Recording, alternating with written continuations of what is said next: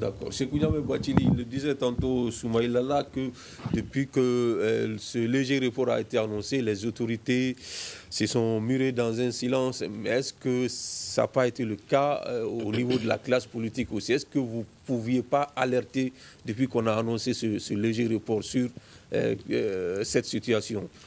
Non, moi j'estime que nous avons alerté. Parce que juste après l'annonce du léger report dans le communiqué 060. Ouais, depuis quelques temps, il faut reconnaître que beaucoup de partis observent le silence. Et on est même surpris de voir que maintenant, ils sortent de ce silence-là. Oui, et c'est que la gestion de la transition ne relève pas de notre responsabilité. Vous voulez qu'on fasse quoi?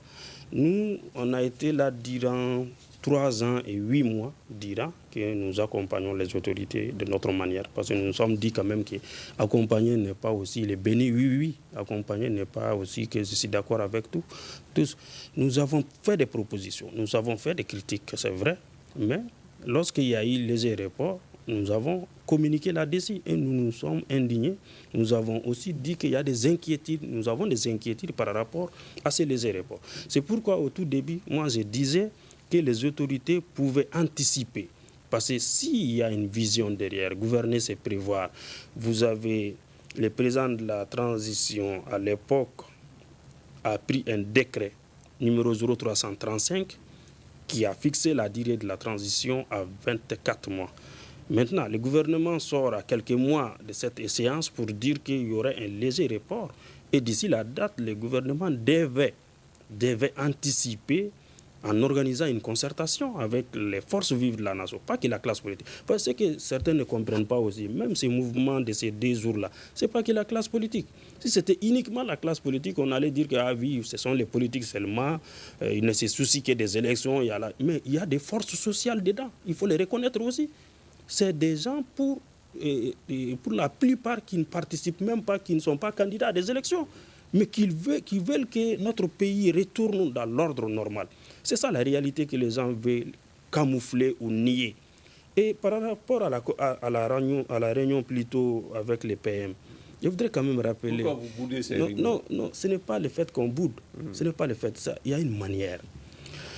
Notre pays a adopté une loi électorale le 24 juin 2022. N'est-ce pas?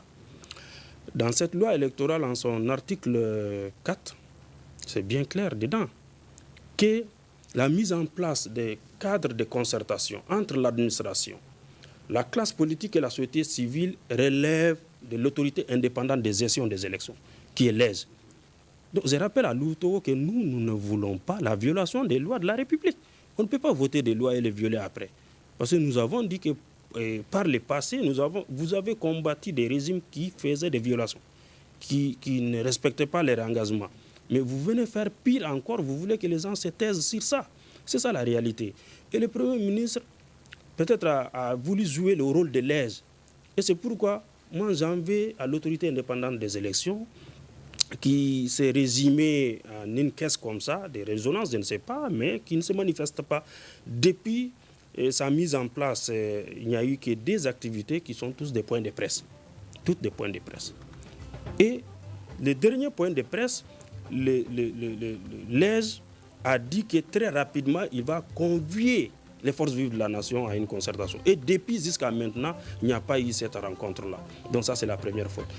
Deuxième aussi, l'impréparation et la mauvaise préparation de la rencontre avec le Premier ministre. L'ordre du jour n'était pas indiqué. J'aimais quiconque a défi quand nous, Togo dit que le Premier ministre il voulait qu'on parle de tout ça. Mais ce n'est pas vrai, c'est une contre-vérité.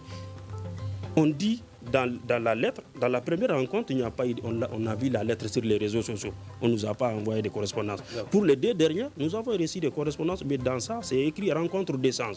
Rencontre d'échange autour de quoi? Lors des rencontres que nous n'avons pas participé, là, l'a dit, il n'y a eu que de l'historique du Mali, de l'AES, de la CEDEAO, mais jamais le Premier ministre n'a abordé les sujets d'actualité nationale, les sujets qui pouvaient préparer la fin juridique de la transition. S'il avait indiqué cela dans l'ordre du jour et convié la classe politique, je suis sûr que la plupart de ces partis politiques allaient répondre à son invitation.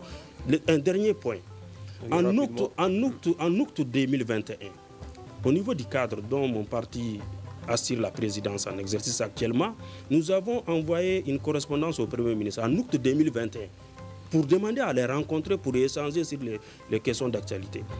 Jusqu'à preuve de contraire, là où je parle actuellement, nous n'avons pas été répondus, nous n'avons pas été reçus. Donc moi je pense que c'est un Premier ministre qui ne veut pas être inclusif, mais qui, à la surprise générale de tout le monde, veut rencontrer la classe politique que lui-même il a honnue. D'accord.